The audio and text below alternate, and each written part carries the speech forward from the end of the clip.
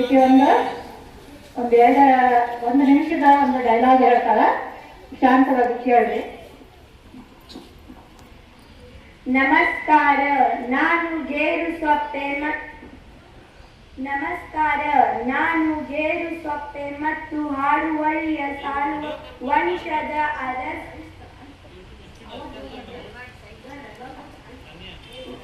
ವಂಶದ ಅರಸಿ ಮಲೆನಾಡು ಕರಾವಳಿಯ ಕರುನಾಡಿನ ಹೆಮ್ಮೆ ರಾಣಿ ಚನ್ನ ಭೈರಾದೇವಿ. ವಿದೇಶದಿಂದ ಬಂದು ಪೋರ್ಚುಗೀಸರು ನನ್ನನ್ನು ಗೌರವದಿಂದ ರೆನಾಡೆಟಿಮೆಂಟ್ ನಂದು ಅವರೇ ಎಂದು